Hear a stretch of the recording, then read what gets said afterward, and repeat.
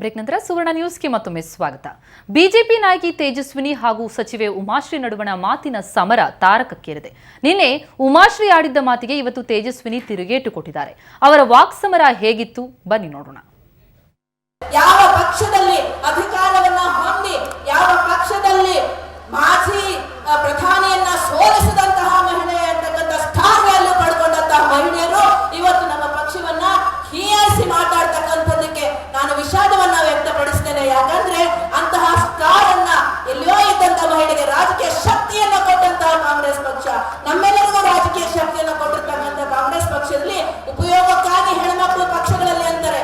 ನಾನು ಎಲ್ಲಾ ಪಕ್ಷದಲ್ಲಿ ಇರ್ತಕ್ಕಂಥ ಎಲ್ಲಾ ಹೆಣ್ಣು ಮಕ್ಕಳಿಗೂ ಎಲ್ಲಾ ಪಕ್ಷದವರು ಗೌರವದಿಂದ ನೋಡ್ಕೊಳ್ತಾರೆ ಹೊರತು ಯಾರಾದ್ರೂ ನೆಗೆಟಿವ್ ಆಗಿ ಮಾತಾಡಿದ್ರೆ ಅದು ಅವರ ವೈಯಕ್ತಿಕ ಪ್ರಶ್ನೆಗಳೇ ಹೊರತು ಅದು ಪಕ್ಷಗಳಿಗೆ ಸಂಬಂಧ ಇಲ್ಲ ಅಂತಕ್ಕಂಥ ಮಾತನ್ನ ನಾನು ಈ ಸಂದರ್ಭದಲ್ಲಿ ಹೇಳಕ್ಕೆ ಇಚ್ಛೆ ಪಡ್ತೇನೆ. ಯಾವುದೇ ಮಾತನಾಡಬೇಕಾದ್ರೂ ವಿದ್ಯಾವಂತರು, ಅರಿತಂತವರು, ರಾಜಕಾರಣದಲ್ಲಿರ್ತಕ್ಕಂಥ ಮಹಿಳೆಯರು ಮಾತು ಆಡಿದರೆ ಹೊರತು ಮತ್ತು ಅರೆದರೆ ಹೊರತು ಅಂತಕ್ಕಂಥ ಲೆಕ್ಕದಲ್ಲಿ ತೂಗಿ ಅರೆದು ನಾಲಿಗೆಯನ್ನ ನಿಯಂತ್ರಣದಲ್ಲಿ ಇಟ್ಟುಕೊಂಡ್ರೆ ಮಾತ್ರನೇ ಸಾಮಾಜಿಕವಾಗಿ ಗೌರವ ಸಿಗ್ತದೆ.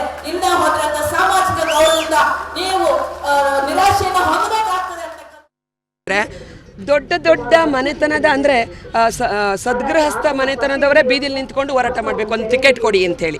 ಒಳ್ಳೆಯ ಹೆಣ್ಣು ಮಕ್ಕಳಿಗೆ ಸ್ಥಾನ ಇಲ್ಲ ಅನ್ನೋದನ್ನೇ ನಾನು ಮೊದಲು ಹೇಳಿದ್ದೀನಿ, ಇವತ್ತು ಹೇಳ್ತಾ ಇದ್ದೀನಿ. ಉಮಾಶ್ರೀದ್ ಒಬ್ಬದ್ದು ಬಿಟ್ಟರೆ ಬೇರೆ ಯಾವ ಹೆಣ್ಣು ಮಕ್ಕಳಿಗೂ ಟಿಕೆಟ್ ಕ್ಲಿಯರ್ ಮಾಡಲಿಲ್ಲ. ರಾಷ್ಟ್ರೀಯ ಪಕ್ಷ ಅಂತ ಹೇಳ್ಕೊಳ್ತಾರೆ.